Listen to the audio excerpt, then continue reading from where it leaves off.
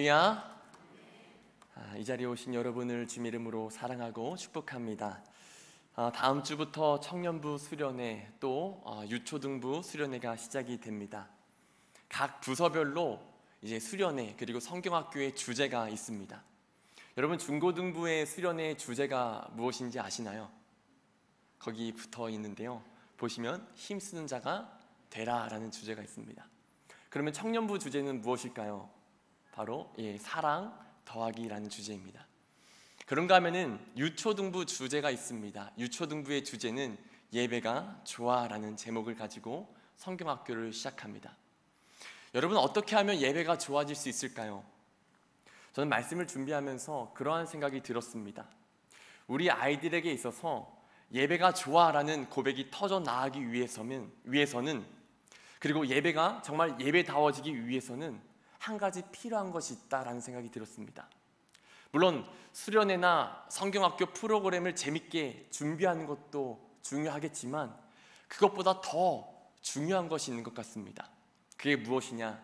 우리가 예배하는 대상이 어떠한 분이신지, 우리의 삶에 있어서 그분이 어떠한 의미가 있고 또 어떠한 가치가 있는지를 온전히 알게 하면 예배하지 말라고 해도 아이들은 저절로 예배하게 될 거라는 생각이 들었습니다.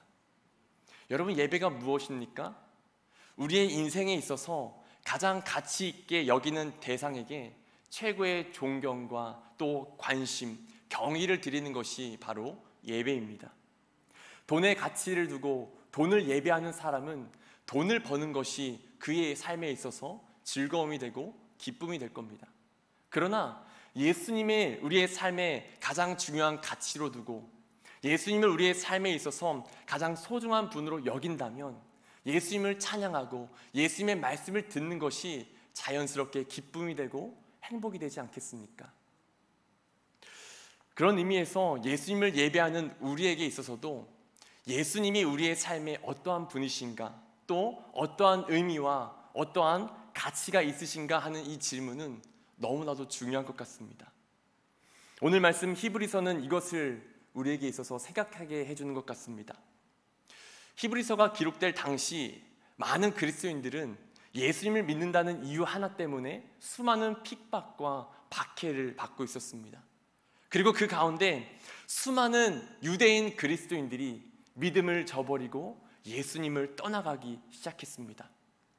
이런 가운데 히브리서 저자는 왜 우리가 예수님을 떠나면 안 되는지, 우리의 삶 속에서 왜 예수님을 굳게 붙들고 그분을 바라봐야 하는지 신앙적인 도전을 주는 말씀이라고 할 수 있습니다. 여러분, 오늘 우리가 함께 말씀을 나누면서 다른 사람이 아니라 나에게 있어서 예수님이 어떠한 분이신가, 나에게 있어서 예수님이 어떠한 가치를 지니시는가, 이것을 온전히 깨달을 수 있기를 바랍니다. 그래서 예수님을 예배하는 것, 이것이 우리의 삶의 기쁨이 되고 또 행복이 될 수 있는 복된 시간이 될 수 있기를 주님의 이름으로 간절히 소망합니다. 오늘 우리가 함께 읽은 말씀을 보게 되면 반복해서 히브리서 저자가 이야기하는 것이 있습니다. 너무나도 중요한 단어인데요, 그것이 무엇이냐? 바로 안식이라는 단어입니다. 1절에서 3절에서 5절, 8절, 9절, 10절에서 계속해서 저자는 안식에 대해서 이야기를 합니다. 우리 먼저 1절 말씀을 같이 한번 보실까요? 1절입니다. 시작.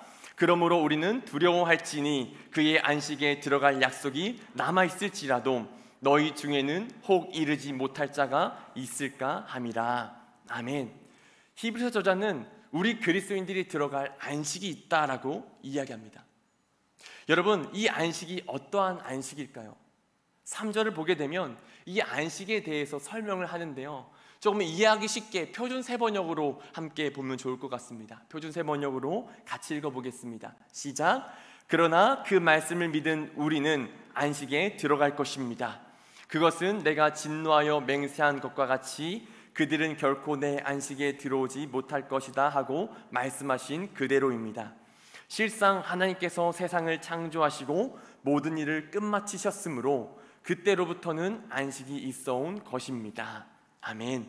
이 말씀 뒷부분을 보게 되면은 하나님께서 세상을 창조하신 후에 안식이 있었다라고 이야기합니다. 그리고 그 후로부터 계속해서 안식은 사라지지 않고 계속해서 있었다라고 이야기합니다.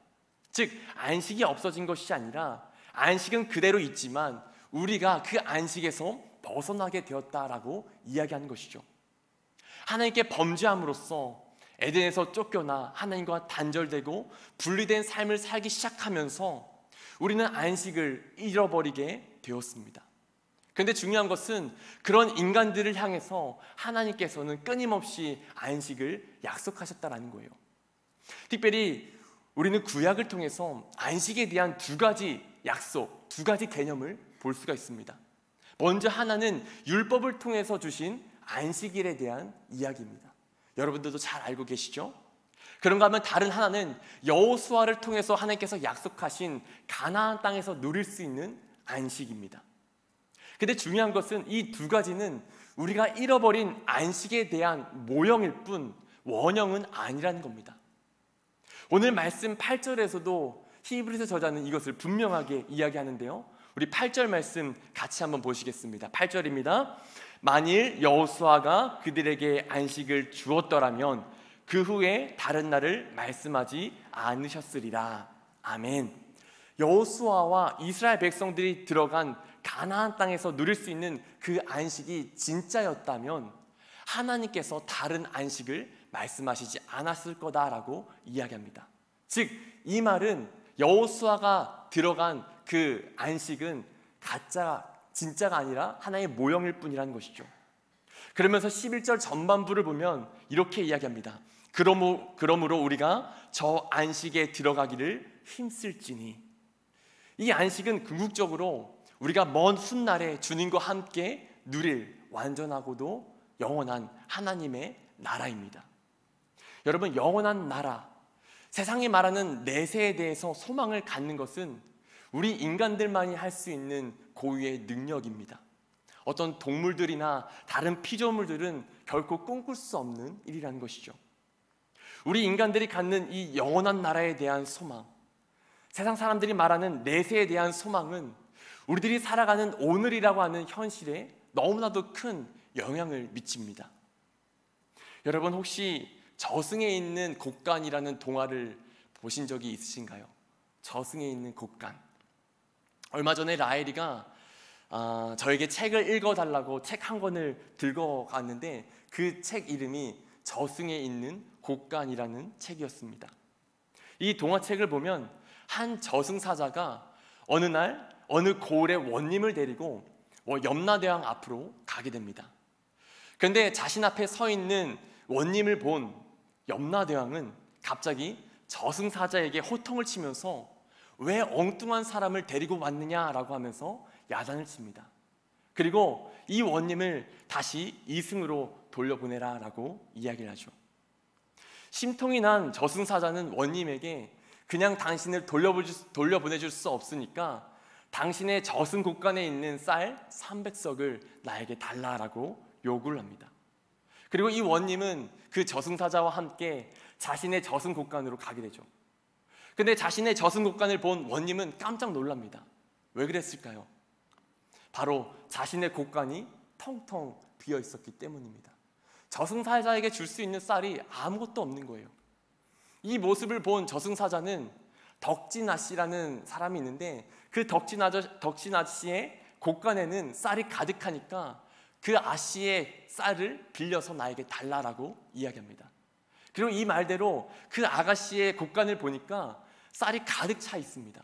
그리고 그 쌀을 빌려서 어떻게 해서 이 원님은 이승으로 돌아오게 되죠. 이승으로 돌아온 이 원님은 수소문 끝에 덕진 아씨를 이제 찾게 됩니다.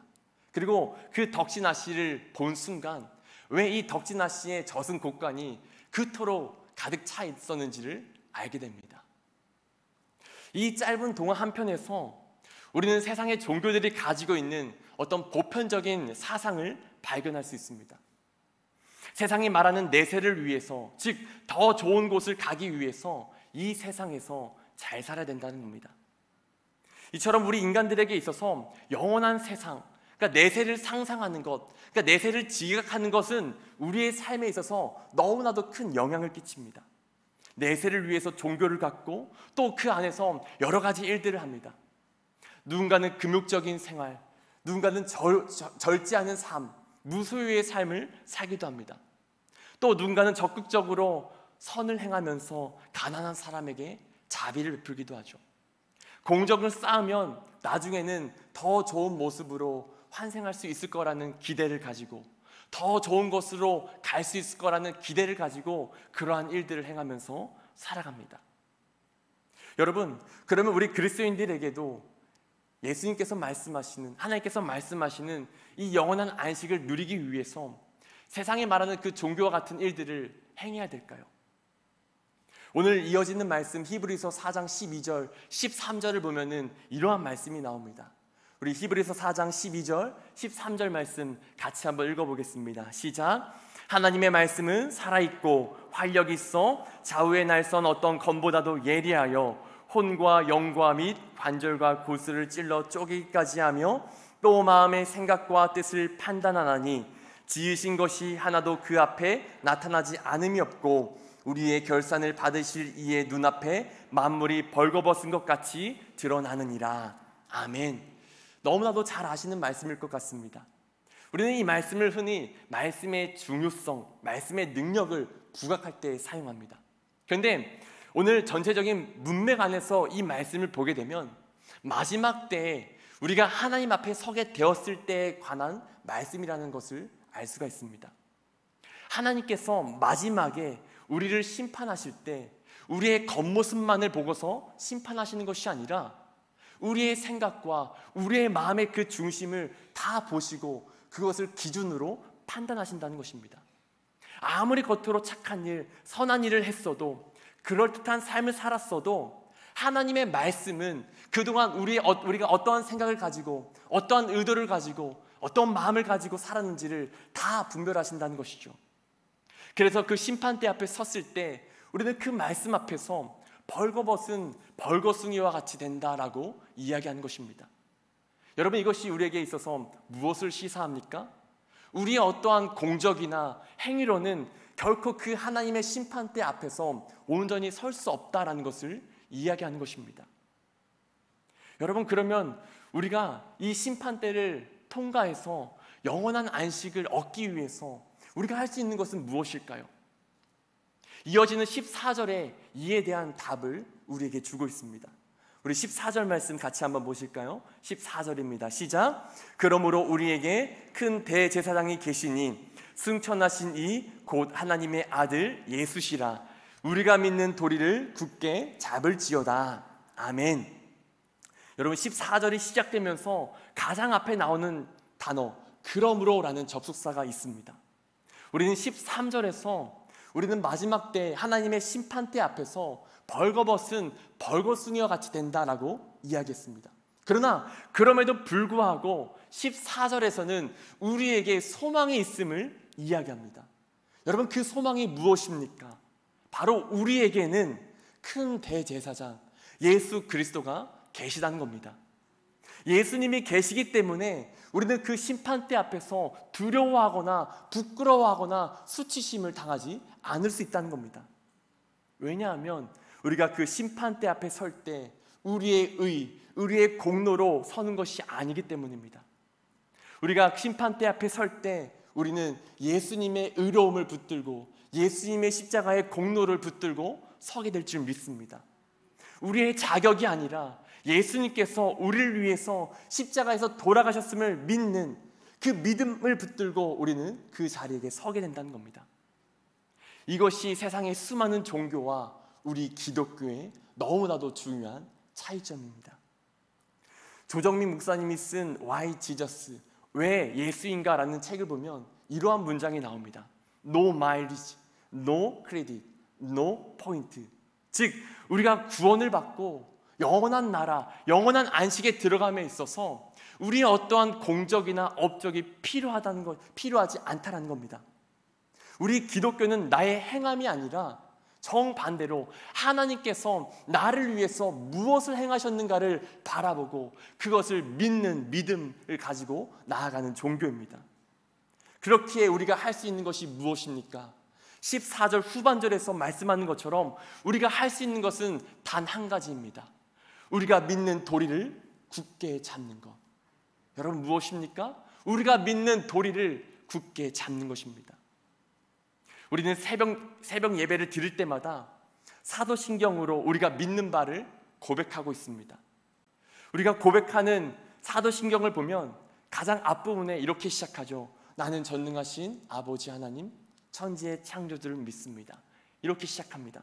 그런데 원래 원문인 라틴어로 이 사도신경을 보게 되면 가장 앞에 나오는 단어가 크레도라는 단어가 나옵니다. 이 크레도라는 단어가 어떤 의미냐? 바로 나는 믿습니다 라는 뜻을 가진 단어입니다. 나는 믿습니다 라고 고백하면서 그 뒤에 하나님께서 나를 위해서 무엇을 행하셨는지 쭉 나열하죠. 천지를 창조하신 성부 하나님에 대한 고백, 나를 구원하시기 위해서 이 땅 가운데 오신 예수님, 나를 위해서 십자가에서 돌아가신 그 예수님, 그러나 부활하시고 승천하셔서 다시 오실 그 예수님에 대한 고백이 나옵니다. 또한 성령님께서 교회를 세우시고 하나 되게 하신 고백이 이어서 나오게 되는 것을 보게 됩니다. 그런데 여러분, 이 사도신경을 보게 되면 모든 행위의 주체자가 다 하나님이신 것을 우리는 볼 수가 있습니다. 성부 하나님께서 행하신 일, 성자 예수님께서 행하신 일, 성령 하나님께서 행하신 일, 모든 것들이 다 하나님에 관한 것입니다. 사도신경의 주인공은 우리가 아니라 바로 삼위일체 하나님이시라는 거죠. 이 고백 속에서 우리가 할 수 있는 것이 무엇입니까? 단 한 가지밖에 없어요. 나는 믿습니다. 하나님께서 나를 위해서 행하신 일. 나는 믿습니다. 예수님께서 나를 위해서 행하신 일. 나는 믿습니다. 성령님께서 나를 위해서 행하신 일을 나는 믿습니다. 우리는 이 고백밖에 할 수밖에 없다는 겁니다. 여러분, 우리들이 이 믿음의 도리, 하나님께서 우리를 위해서 행하신 일들을 굳게 믿는 이 믿음이 저와 여러분들에게 있기를 간절히 소망합니다. 그리고 이 믿음 안에서 영원한 안식을 바라보며 그 영원한 안식을 소망할 수 있는 복된 삶이 될 수 있기를 주님의 이름으로 간절히 축복합니다. 그런데 여러분, 오늘 말씀은 여기에서 끝나지 않습니다. 두 가지 중요한 것이 남았어요. 먼저 첫 번째는 믿음의 도리를 붙든다는 것이 대체 어떠한 의미인가 하는 겁니다. 여러분, 성경을 보게 되면 믿음과 동의어로 쓰인 단어가 한 가지 있습니다. 그것이 무엇이냐? 바로 순종입니다. 순종. 요한복음 3장 36절을 보면은 이러한 말씀이 나와요. 우리 같이 한번 보실까요? 3장 36절 말씀입니다. 시작. 아들을 믿는 자에게는 영생이 있고 아들에게 순종하지 아니하는 자는 영생을 보지 못하고 도리어 하나님의 진노가 그 위에 머물러 있느니라. 아멘. 이 말씀을 보시면 우리가 영생을 얻을 수 있는 한 가지 방법을 소개합니다. 그 방법이 무엇입니까? 바로 믿음이죠. 믿는 자에게는 영생, 영원한 안식을 허락해 주십니다. 그러면 여러분, 정반대로 영생을 얻지 못하는 사람들은 어떠한 사람들이 되어야 할까요? 바로 믿지 않는 자들이 되어야 합니다. 근데 여러분, 이 말씀을 자세히 보시면 믿지 않는 자들은 영생을 보지 못한다라고 말씀하지 않고 이렇게 말하죠. 순종하지 않는 자들은 영생을 보지 못한다. 그러니까 이 말씀 안에서 우리가 발견할 수 있는 중요한 사실은 믿음과 순종이라는 이 단어가 동의어로 같은 의미로 쓰여지고 있다는 겁니다. 우리는 이 동일한 개념을 오늘 말씀 히브리서에서도 찾아볼 수 있습니다. 우리 오늘 말씀 2절 말씀인데요, 다시 한번 같이 읽어보실까요? 2절입니다. 시작. 그들과 같이 우리도 복음 전함을 받은 자이나 들은 바 그 말씀이 그들에게 유익하지 못한 것은 듣는 자가 믿음과 결부시키지 아니함이라. 아멘. 2절 말씀에서 안식에 들어가지 못하는 사람들이 왜 그 안식에 들어가지 못하는지에 대해서 설명합니다. 그 이유가 무엇입니까? 복음의 말씀을 들었지만 그것을 믿음과 결부시키지 못했기 때문에 안식에 들어가지 못한다라고 이야기합니다. 근데 6절을 보면은 동일한 말씀이 다시 한번 반복해서 나오는 것을 볼 수가 있어요. 근데 조금 달라요. 6절 말씀을 우리 한번 보실까요? 6절입니다. 시작. 그러면 거기에 들어갈 자들이 남아 있거니와 복음 전함을 먼저 받은 자들은 순종하지 아니함으로 말미암아 들어가지 못하였으므로. 아멘. 여러분, 여기에서도 안식에 들어가지 못한 자들에 대해서 설명할 때 왜 그들이 안식에 들어가지 못했다라고 이야기합니까? 순종하지 않았기 때문이라고 이야기합니다. 즉, 이 히브리서 안에서도 믿음과 순종을 같은 동료로 보고 있는 겁니다. 여러분, 믿음과 순종은 결코 분리할 수 있는 것이 아닙니다. 온전한 믿음은 반드시 온전한 순종을 낳습니다. 그래서 11절을 보면 히브리서 저자는 우리에게 이렇게 권면합니다. 그러므로 우리가 저 안식에 들어가기를 힘쓸지니 이는 누구든지 저 순종하지 아니하는 본에 빠지지 않게 하려 함이라. 아멘. 여러분, 오스왈드 챔버스라는 분이 쓴 주님은 나의 최고봉이라는 묵상집이 있습니다. 이 묵상집을 보게 되면 거듭나기 전, 즉 예수님을 영접하기 전 우리는 딱 한 가지만의 시험을 받는다고 이야기합니다. 그러니까 비그리스도인들이 받는 시험은 딱 한 가지라는 거예요. 그 시험이 무엇이냐? 야고보서 1장 14절에서 말하는 것처럼 자기 욕심에 끌려서 미혹되는 시험이죠. 그 욕심에 따라서 죄를 지을 것이냐, 죄를 짓지 않을 것이냐, 딱 이 한 가지의 시험만을 비그리스도인들은 받는다고 이야기합니다. 근데 예수님을 믿고서 거듭난 사람들, 하나님의 자녀가 된 사람들은 거기서 한 가지 더 추가되는 시험을 받기 시작한다라고 이야기합니다. 그 시험이 무엇이냐? 바로 예수님께서 받으셨던 시험, 그 시험을 우리 그리스도인들도 동일하게 받게 된다라는 겁니다. 여러분, 예수님께서 경험하셨던 시험이 무엇이었습니까? 단순히 무엇을 먹을까, 무엇을 입을까, 어떤 육신의 그 유혹의 시험이 아니었습니다. 하나님께서 우리 안에 심어두신 하나님의 형상을 회복하는 것, 베드로후서 1장 17절에서 말하는 신성한 그 성품에 참여하는 것, 이것이 바로 예수님께서 받으신 시험입니다. 예수님께서는 우리가 하나님의 형상을 회복하고 신성한 성품에 참여할 수 있는 한 가지 방법에 대해서 이렇게 말씀하십니다. 사람이 떡으로만 사는 것이 아니라 하나님의 말씀으로 살 수 있다라고 이야기하죠. 즉, 말씀을 듣고 말씀에 순종하는 삶, 그것이 우리의 삶을 더 가치 있게 만들어주고 우리의 삶을 더 존귀하게, 더 아름답게 만들어준다라고 이야기합니다. 여러분, 바울은 골로새서 3장에서 우리에게 이렇게 권면합니다. 그러므로 너희가 그리스도와 함께 다시 살리심을 받았으면 위의 것을 찾으라. 즉, 우리는 이 세상을 위해서 지음받은 존재들이 아니라 영원한 하나님의 나라를 위해서 지음을 받은 존재들이라는 겁니다. 더 크고 더 넓은 세상, 더 가치 있고 더 존귀하고 더 아름다운 그 영원한 세상을 위해서 우리가 지음을 받았다라는 거예요. 그리고 이것을 위해서 우리가 할 일이 있는데 그것이 무엇이냐? 바로 말씀에 순종하는 삶. 떡으로만 사는 것이 아니라 말씀을 듣고 그 말씀의 가치를 지키며 그 말씀에 순종하는 삶을 살라는 것입니다. 이것이 바로 우리가 마주한 시험, 믿음의 싸움입니다. 여러분, 이 시험, 이 싸움은 예수님을 믿지 않는 사람들에게는 찾아오지 않습니다.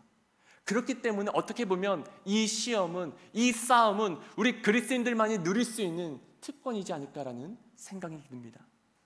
여러분, 우리가 말씀을 듣고 말씀에 순종하는 삶, 그래서 영원한 안식에 참여할 수 있는, 신성한 그 성품에 참여할 수 있는 복된 삶이 될 수 있기를 간절히 소망합니다. 그런가 하면 두 번째로, 마지막으로 중요한 사실이 한 가지 더 있습니다. 그것이 무엇이냐? 우리가 믿음 안에서 하나님의 말씀에 순종하는 삶을 살기로 선택했을 때 예수님께서 우리를 도와주신다라는 겁니다. 오늘 말씀 15절, 16절 말씀인데요, 우리 같이 한번 마지막으로 읽어보실까요? 15절, 16절 말씀입니다. 시작! 우리에게 있는 대제사장은 우리의 연약함을 동정하지 못하실 리가 아니요 모든 일에 우리와 똑같이 시험을 받으신 이로되 죄는 없으시니라. 그러므로 우리는 긍휼하심을 받고 때를 따라 돕는 은혜를 얻기 위하여 은혜의 보좌 앞에 담대히 나아갈 것이니라. 아멘. 여러분, 이러한 표현이 어떨지 모르겠어요. 혹시 애프터 서비스라는 표현을 들어보셨나요? 무언가를 구매하거나 어떤 서비스를 받게 되면 그 서비스가 한 번으로 끝나는 것이 아니라 이후에도 계속해서 지속적으로 서비스를 제공하는 것을 애프터 서비스라고 하죠. 근데 예수님께서 우리에게 주신 구원도 마찬가지라는 생각이 듭니다. 예수님은 십자가에서 우리의 죄를 덮어주신 것으로 모든 사역을 마치시지 않으셨습니다. 부활하셔서 승천하신 후에도 하나님 곁에서 우리를 도와주십니다. 특별히 예수님께서 완전한 인간, 연약한 인간으로서 이 세상에서의 시험을 당하셨기 때문에 우리가 이 세상에서 말씀에 순종하는 삶이, 말씀대로 살아가는 그 삶이 얼마나 힘들고 고단한지를 다 알고 계십니다. 그래서 하나님 곁에 계신 그 예수님께서는 우리를 위해서 쉬지 않고 간구하고 계시고 우리를 위해서 중보하고 계신다는 사실입니다. 뿐만 아니라 더 나아가서 우리가 그 예수님께 구하며 기도할 때 때를 따라서 우리에게 필요한 긍휼을 베풀어 주시고 때를 따라서 우리에게 필요한 은혜를 베풀어 주십니다. 우리가 하나님 앞에 서는 그날까지 우리와 함께 하셔서 우리를 보살펴 주신다는 것이죠. 즉 구원의 길을 나 혼자 걸어가는 것이 아니라, 말씀에 순종하는 삶을 나 홀로 걸어가는 것이 아니라 예수님께서 우리와 함께 동행해 주신다는 겁니다. 여러분, 우리는 여기서 한 가지 놀라운 것을 발견할 수 있습니다. 그것이 무엇이냐? 구원을 시작하신 분께서 우리에게 때를 따라 돕는 은혜, 긍휼을 베푸시면서 결국에는 우리의 구원을 끝마치신다는 겁니다. 즉 구원의 시작도 주님이시고 구원의 완성도 주님께서 이루신다는 것이죠. 여러분, 이것이 너무나도 놀라운 은혜이자 축복이지 않습니까? 구원을 향한 우리의 인간적인 열심보다, 우리의 인간적인 노력보다 우리의 구원을 위해 일하시는 그 주님의 열심이 더 크신 줄 믿습니다. 그렇기 때문에 우리가 해야 할 일은 단 한 가지입니다. 믿음의 도리를 굳게 붙드는 것, 그리고 그것을 붙들고 주님의 말씀에 순종하는 삶을 살아가는 겁니다. 여러분, 순종이라는 것이 무엇입니까? 순종이라는 것은 곧 맡김입니다. 그냥 순종은 단순히 행함이 아닙니다. 내가 하나님을 믿는다는, 내 삶을 하나님께 맡기고 의탁한다는 그 믿음의 표현이 바로 순종인 겁니다. 내 삶을 그분의 손 위에 얹어놓는 것, 그래서 그분께서 나의 삶을 책임지시고 나의 삶을 이끌어달라는 고백이 바로 순종인 겁니다. 여러분, 우리가 그렇게 믿음을 가지고 순종하며 나아갈 때 주님께서는 주님의 그 열심으로 우리의 구원을 시작하시고 그 구원을 완성하실 줄 믿습니다. 말씀을 맺겠습니다. 여러분, 우리는 왜 예수님을 예배해야 될까요? 예수님은 우리들의 삶 속에 있어서 어떠한 의미와 어떠한 가치를 지니고 계실까요? 주님은 우리의 구원의 창조자시요, 구원의 인도자시요, 구원의 완성자이십니다. 우리가 그 예수님만을 믿고 그 예수님만을 의지하며 그 예수님께 순종하며 우리의 삶을 맡기며 나아갈 때 결국에는 우리의 삶의 구원을 완성하셔서 우리로 하여금 영원한 안식을 누릴 수 있도록 인도해 주실 줄 믿습니다. 우리가 그 예수님을 찬양하며 그 예수님을 높여드리는 복된 삶으로 나아갈 수 있기를 주님의 이름으로 간절히 축원합니다. 기도하겠습니다. 하나님, 감사합니다. 우리의 구원의 창시자가 되신 그 예수님, 우리의 삶을 언제나 지키시고 우리의 삶 가운데 언제나 동행하여 주셔서 선한 길로 인도하여 주시는 그 하나님만을, 그 예수님만을 우리가 높여드릴 수 있기를 원합니다. 우리의 마음의 중심 가운데 늘 그 주님만을 바라보고 그 주님만을 의지하며 살아갈 수 있도록 우리의 삶을 인도하여 주시옵소서. 그 주님만을 높여드리며 나아갈 때 우리의 삶을 통하여 주님 영광 받아주시고 우리의 삶을 통하여 하나님의 나라가, 하나님의 일하심이 경험되어질 수 있도록 큰 은혜를 더하여 주시옵소서. 이 시간도 주님께 나올 때 10의 1조를 구분하여 주님께 귀한 예물 드렸습니다. 이혜자 권사님, 김영래 성도님 귀한 예물 드렸습니다. 또한 선교 예물을 이혜자 권사님 드렸습니다. 범사에 감사합니다라는 기도의 제목을 담아서 이혜자 권사님 감사 예물 드리셨습니다. 하나님, 드려진 이 손길 위에 하나님께서 기름 부어주시고 모든 기도의 제목들 가운데 선하게 응답하여 주셔서 하나님께서 그 삶의 주인이 되시고 그 삶을 선하게 인도하심을 삶으로 경험하며 입술로 간증하며 나아갈 수 있는 복된 삶이 될 수 있도록 인도하여 주시옵소서. 감사드리며 예수님 이름으로 간절히 기도드렸습니다. 아멘.